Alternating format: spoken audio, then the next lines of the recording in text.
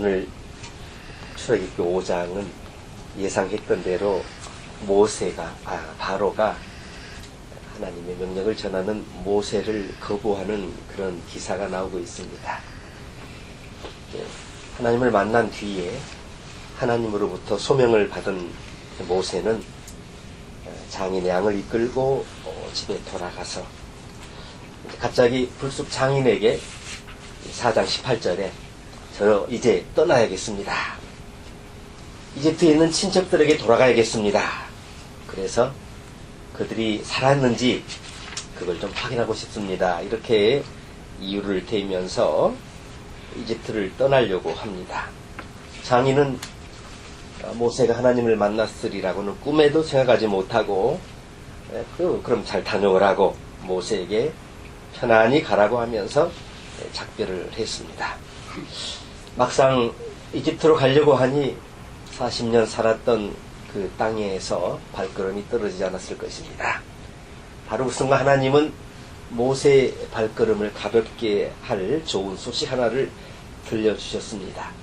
4장 19절에 나온데요. 이집트로 돌아가거라. 너의 목숨을 노리던 사람들이 모두 죽었다. 그렇게 모세가 부담스러워하고 그 모세를 힘들게 했던 모세의 대적들이 다 죽었다. 바야흐로 지난 세월의 것들이 다 흐르는 시간 속에 묻혀버렸습니다. 하나님이 주신 이 정보에 모세는 힘을 얻고 장인이 준 나귀에 두 아들과 아내를 싣고 이제 집을 떠납니다. 물론 하나님이 가져가라고 맡기신 막대기도 가져갑니다. 아들이 둘로 나오죠. 게르솜이 먼저 소개가 됐고 엘리에셀이라는 아들이 또 있습니다. 이제 여기서 우리가 의문을 품게 됩니다. 왜 가족을 다 데리고 갈까? 왜냐하면 험한 곳이지만 갔다가 다시 돌아온다는 기약이 없습니다. 앞날을 알 수 없는 거죠. 그래서 가족을 다 데리고 가는 것이라고 생각을 합니다. 40년 전에 초라한 도망자 신분으로 미디안 광야에 정착했던 모세가 이제 장인이 준 나귀 한 필과 또 하나님이 주신 가족과 그리고 하나님이 또 주신 지팡이를 가지고 고향으로 돌아갑니다. 자, 바로의 진노를 피해서 도망왔을 때는 모두가 다 외면하는 그런 파렴치한 사람이었지만은 이제는 당당히 하나님의 서포트를 받으면서 금이 환영하는 것입니다. 집을 떠나는 모세에게 하나님이 앞으로 이제 그 스토리가 사건이 어떻게 열려갈지 말씀해 주셨습니다. 자, 모세가 하나님이 쥐어주신 지팡이를 가지고 많은 기적을 행할 것이지만 그렇다고 바로가 호락호락한 사람이 아니다. 하나님 미리 말씀해 주셨습니다. 왕은 이스라엘 사람들을 쉽게 나가지 못하도록 막을 것이다. 이 사실을 알려주셨습니다. 혹독한 재앙을 치르고서야 내보낼 것이다. 이런 정보도 주셨습니다. 자, 왜 이렇게 알려주신 것입니까? 힘든 일이 생기더라도 정도의 사명을 멈추지 말라고 주시는 것입니다. 그래서 이제 4장 23절을 보면 나의 아들을 놓아 보내어 나를 예배하게 하라고 하였건만 놓아 보내지 않았다. 그러므로 이제 내가 너의 맏아들을 죽게 하겠다. 하나님이 아론을 통해서 바로에게 미래 하실 말씀을 이렇게 나타내고 있습니다. 하나님이 하도 바로가 말을 안 들으니까 그가 아끼는 맏아들을 죽이려고 하십니다. 왜 하필 맏아들을 죽이시는 것이냐 하면은 이들이 하나님의 맏아들을 가둬놓을 것이기 때문에. 하나님의 맏아들이 누구냐 하면 구약 성경에 보면 세상 모두가 하나님의 자녀입니다. 그런데 그 가운데 이스라엘은 하나님의 맏아들이라고 그랬습니다. 이제 가다가 아주 재미있는 일이 하나 생깁니다. 4장 24절에 26절에 모세가 길을 가다가 또 숙소에 머물러 있는데 주께서 찾아오셔가지고 이렇게 파송하신 주님이 대뜸 모세를 죽이려고 하셨습니다.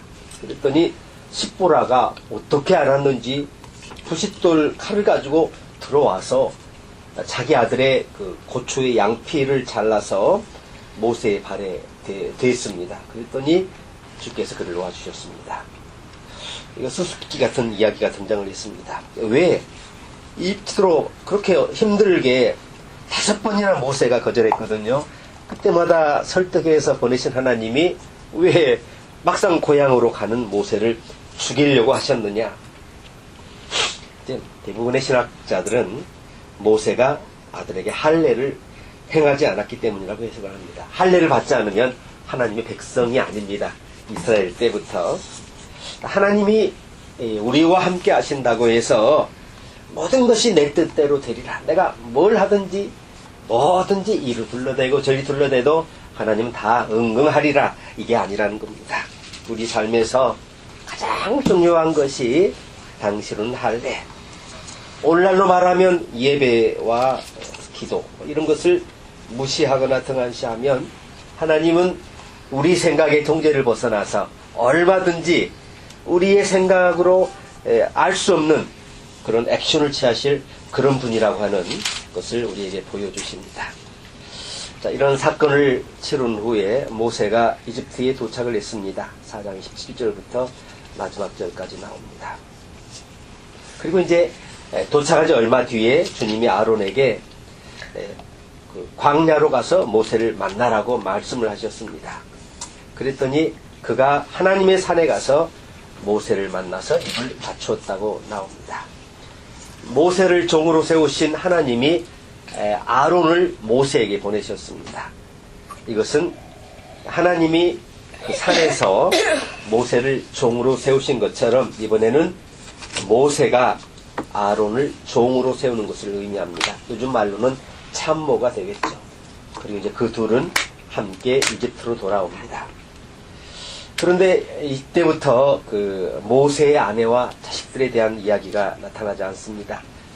아마도 중도에서 여관방에서 충격적인 사건을 겪고 나서 아마도 그 아내와 그 두 아들은 잠시 고향으로 돌아간 것 같습니다. 이집트로 돌아와서 모세와 아론이 제일 먼저 할 일은 이스라엘의 장로들을 모아놓고 그동안 있었던 일 그리고 하나님이 전하라고 하신 말씀을 알려줬습니다. 그런데 이 말을 전한 것은 모세가 아니라 아론이었습니다. 그래서 30절을 보면 아론이 주께서 모세에게 하신 모든 말씀을 그들에게 일러주고 백성이 보는 앞에서 이적을 행했다. 아론이 말씀을 전하고 이적을 행했다. 자, 하나님의 말씀대로 모세는 입도 빵긋 않고 가만히 있으면 아론이 다 알아서 시중을 들고 있는 것을 봅니다. 4장 16절에 이미 말씀하셨죠. 그가 아론이 너를 대신해서 백성에게 말을 할 것이다. 그는 너의 말을 대신 전달할 것이다. 너는 그에게, 그런 재밌는 말이, 너는 그에게 하나님같이 될 것이다. 얼마나 모세에게 하나님께서 권위를 주셨는지 그 아론이 모세를 하나님처럼 대할 것이다. 그렇게 이야기를 하고 있습니다. 그리고 이제 모세가 장로들로 하여금 자신들이 한 말을 믿게 하려고 30절을 보면 4장입니다. 백성이 보는 앞에서 이적을 행하니 백성이 그를 믿었다. 그러니 이 아론도 보통 사람이 아닌 거죠. 자, 이제 5장에 들었었습니다. 오늘 읽은 본문은 바로에게 실패를 겪게 되는 모세와 아론의 스토리입니다. 이제 모세와 아론은 하나님의 서포트, 또 아론의 서포트, 그 다음에 이스라엘 백성들의 지지를 받고 바로 왕을 찾습니다. 드디어 이스라엘의 하나님과 이스라엘 백성을 괴롭히는 바로와의 대결이 시작됐습니다. 모세와 아론을 통해서 바로는 하나님 뜻을 전달받지만은 즉시 거절합니다. 그랬더니 모세와 아론이 바로를 공손하게 협박합니다. 왜냐하면 쉽게 끝나지 않을 것이라고 하나님이 이미 힌트를 주셨습니다. 1절을 보면 모세와 아론이 바로에게 말했죠. 주 이스라엘 하나님이 말씀하시기를 나의 백성을 보내라. 그들이 광야에서 나의 절기를 지켜야 한다. 자, 근데 이 히브리 본문으로 보면 어법이 말이죠. 완곡한 명령법입니다. 그러니까 주인이 하인에게 명령을 하다라는 그런 어법입니다. 자, 표면적으로 모세가 요구하는 것은 노예들의 해방이 아니고요. 예배의 자유를 달라고 합니다. 일종의 외교적인 수사 같은 거죠. 10절을 보면 그랬더니 바로가 바로 호통칩니다. 그래, 어디 다 데리고 가봐라. 어림도 없다. 너희가 지금 속으로 악한 음모를 꾸미고 있음이 분명하다. 외교적 수사로는 이렇게 말하지만 바로는 실제적으로 알아듣습니다. 바로가 모세의 의중을 알아차린 것은 모세가 한 말 가운데 광야에서 예배를 드리겠다, 절기를 지키겠다, 그런데 돌아오겠다는 말이 없습니다. 그랬더니 바로가 그 2절을 보면 그 주가 누군데 나더러 그의 말을 듣고서 이스라엘을 보내라는 것이냐. 나는 주를 알지 못하니 보내지 않겠다. 나는 주를 알지도 못하니. 이것이 이제 굉장히 중요한 그 모티브입니다. 바로의 이 말 한마디가 앞으로 왜 바로에게 10가지씩이나 재앙을 내리는지 하는 그 이유입니다. 하나님은 바로를 포함한 이집트 사람들이 여호와 하나님을 참 하나님으로 알게 하려고 10가지 재앙을 이렇게 나타내십니다. 이 바로가 이렇게 그 완곡한 거절할 때 위축되었을 법한 모세와 아론이 그러나 곧바로 반격합니다. 3장 기절을 보면 그렇게 하지 않으면 주께서 무서운 질병이나 칼로 치실 것이다. 그렇게 하지 않으면 질병과 칼로 치실 것이다. 그것은 특별한 지시하는 그런 것이 아니고요. 구약 성경에 하나님이 내리시는 재앙 중에 제일 흔한 것입니다. 가장 일반적인 것입니다. 그런데 바로는 이 모세의 경고를 무시할 뿐만 아니라 이스라엘 노예들이 일하기 싫어가지고 장꾀를 부린다고 생각을 합니다. 그래서 이집트 왕이 이렇게 대답합니다. 4절에 모세와 아론은 들어라. 너희는 어찌하여 백성이 일을 하지 못하게 하느냐. 어서 물러가라. 너희가 할 일이나 하여라. 그리고 바로는 모세와 아론을 쫓아냅니다. 그리고 곧바로 이스라엘 노예들을 부리는 감독관들, 강제노동 감독관들, 작업 반장들을 소집합니다. 감독관은 이집트 사람들이고요. 작업 반장들은 히브리 사람들이죠. 그는 이들에게 이스라엘 백성에게 벽돌을 만드는 짚을 더 이상 공급하지 마라. 그러면서 생산량이 줄어서는 안 된다. 생산량을 지키도록 혹독하게 다뤄라. 2가지를 명령합니다. 이로써 바로는 뭘 이제 노렸느냐 하면 이렇게 함으로써 백성들 사이에서 모세와 아론에 대한 신뢰가 떨어지도록 그것을 기대했습니다. 모세와 아론을 거짓말장이로 몰아붙이도록 바로는 즉각적으로 그렇게 반격을 개시합니다. 일이 잘 안 될 것은 불보듯 뻔한 일이었죠. 가뜩이나 노예로 살기도 버겁고 힘든데 그동안 아무 일 없이 잘 나오던 벽돌 굽는 재료가 더 이상 나오지 않고 벽돌만 찍어내라니 그 원망이 어떠했겠습니까? 결국 14절을 보니까 오늘 읽은 마지막 절이었죠. 바로의 강제노동 감독관들은 자기들이 뽑아 세운 이스라엘 자손의 작업반장들을 막 때리면서 너희는 어찌하여 어제도 오늘도 벽돌 만드는 작업에서 너희가 맡은 일을 전처럼 하지 못하느냐, 막 다그치는 것을 봅니다. 자, 이렇게 무리한 요구의 작업량을 채우지 못할 때마다 폭행을 당하고 결국 이 사람들 너무 억울하니까 히브리 작업반장들이 바로를 찾아갑니다. 15절에 그게 나옵니다. 어찌하여 저희 종들에게 이렇게 하십니까? 저희 종들은 집도 공급받지 못한 채로 벽돌을 만들려고 강요받고 있습니다. 하면서 막 울면서 바로 왕 앞에 읍소를 하는 거죠. 하지만 바로는 그들의 호소를 모른 채 합니다. 작업반장들은 이 바로 앞에서 쫓겨났는데 왜 바로가 화가 났는지 알게 됐습니다. 왜 화가 났을까요? 모세와 아론 때문에 화가 났다는 것을 깨닫게 됐습니다. 이 그 궁을 빠져나오던 작업 반장들이 딱 마침내 모세와 아론을 만납니다. 그러자 이제 이들이 원망하고 비평하면서 절규합니다. 21절에 나옵니다. 당신들 때문에, 모세와 아론 때문에 바로가 우리를 미워하고 있어. 당신이 바로의 손에 칼을 쥐어준 것이나 마찬가지요.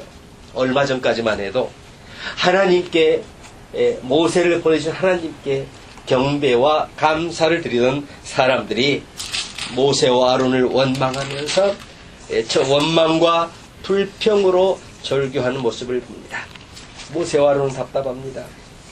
자, 우리도 이럴 때 우리의 일이, 공동체 일이 잘 풀리지 않을 때 우리는 어떻게 해야 되는가, 이런 질문을 갖게 됩니다. 이 순간 모세는 자신을 돌아보았을 것입니다. 모세는 특별히 하자가 많은 사람인데 소명 받을 때도 굉장히 하자가 많습니다. 하나님이 부르실 때 한 번, 늦어도 두 번에 나를 보내주세요라고 했으면 얼마나 좋아요. 5번이나 거절을 했습니다. 3장 11절에 제가 무엇이라고 감히 바로에게, 이렇게 거절을 했고요. 두 번째는 제가 그들에게 뭐라고 대답해야 됩니까? 13절에 3장 4장 1절에는 자, 그들이 저의 말을 믿지 않으면 어떡합니까? 자, 바로에게 거부될까 봐서, 이걸 또 두려워하고요. 4장 10절에 보니까, 저는 입이 둔하고 혀가 무딘 사람입니다. 자신의 능력 탓을 하면서 거절하고요. 마지막으로 4장 13절을 보니까 주님 죄송합니다. 제발 보낼 만한 인물을 보내세요. 그러니까 온갖 이유를 다 들어대는데도 하나님의 요동도 하지 않으니까 너무 유치한 말로 마지막에는 주님 죄송합니다. 제발 보낼 만한 사람을 보내주세요. 이렇게 하면서 5번이나 하나님의 콜링을 거절합니다. 꼭 누굴 닮았습니까? 구약시대에. 요나서에 나오는 요나 가지 않습니까?